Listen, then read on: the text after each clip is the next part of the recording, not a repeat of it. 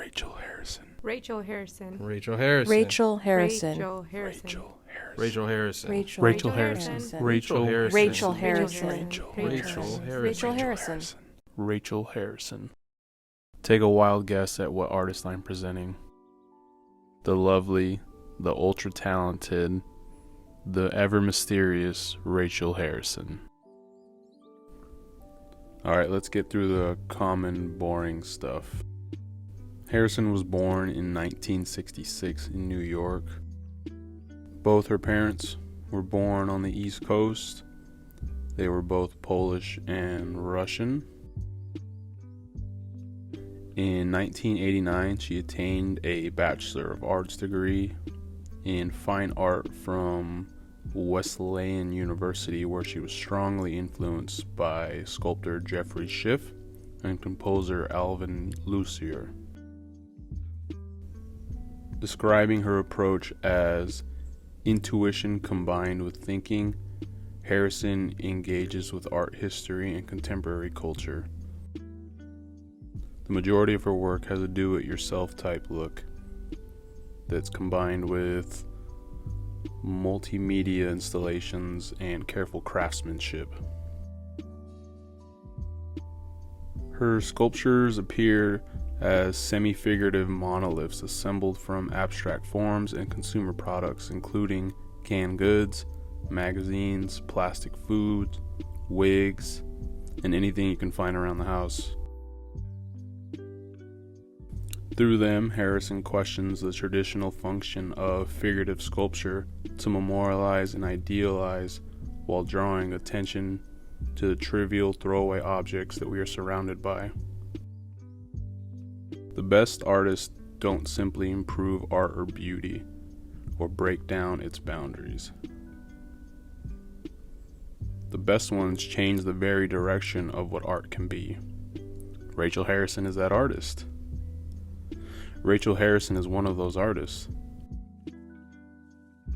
A confrontation with one of her sculptures simultaneously draws upon the entire history of Western sculpture, from classic Greek statuary to the Duchampian ready-made. In her very capable hands, any object from an unturned bucket to a fur pelt to a wall-mounted phone to a picture of Leo DiCaprio, when fused with her often brightly polystyrene forms, can take on a sublime visual poetry, not to mention plenty of biting wit, red-faced humor. Harrison seems to take particular pleasure in grabbing hold of the swirling, chaotic, consuming pop and political culture to improvise new meanings and unlikely connections. Harrison's hard work hasn't only revolutionized sculpture, she has tackled photography that focused heavily on famous figures, as well as drawing, which focused heavily on Amy Winehouse. Information on Rachel Harrison is sporadic and far and few, and it kind of all tackles the same thing, but I found a interview with her that has her dropping plenty of nice nuggets. So, from the words of Rachel Harrison. I should say that we aren't encouraged to fail so much as we're encouraged to take chances with the risk of failing. In the end, you always do another take. There's always another day. Or in my case, another piece. I've had conversations with artist friends about how it's all about failure. Because you never really get what you want. If you did, you wouldn't make another work of art. So every work is just there to help you make the next one. It propels you forward. Am I ever satisfied by my work? Or when asked, "Are you satisfied with your work?" Sometimes I do, much later. Maybe a year or so later. In the moment, I'm like, okay, it's done. I can't do anything else with it. That's the thing. How does anyone know? It's a crapshoot. And with art, it's about the long run. Sometimes I look at my work and think, maybe it will look better later. When I first started showing in New York, most people didn't know what to make of my work. And that was fine by me. I always want to be in the middle, which is a really hard place to be. That's why I leave so much crap around and nothing here is finished. It's better to just throw the dice and see where you land and then respond to it. That's why I couldn't be a painter, because a painter has a blank canvas, and that would just be too terrifying. In terms of material, I combine and layer things to make sure I'm inconsistent.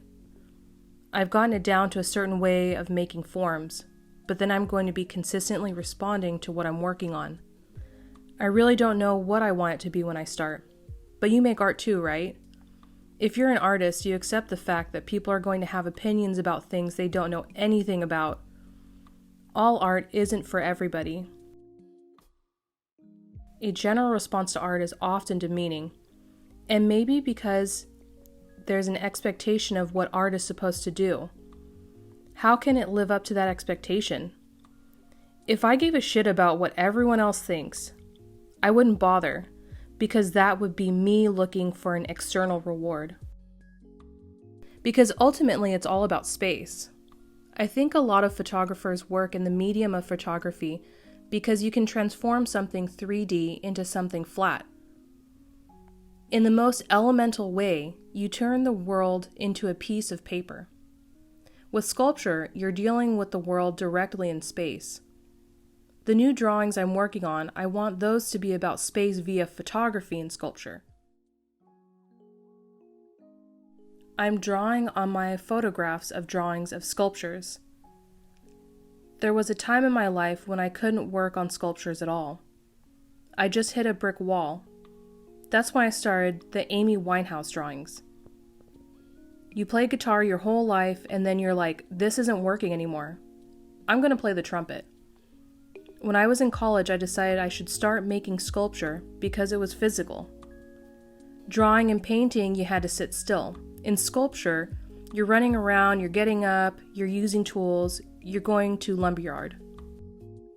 There is humor in my work that makes it feel more complicated.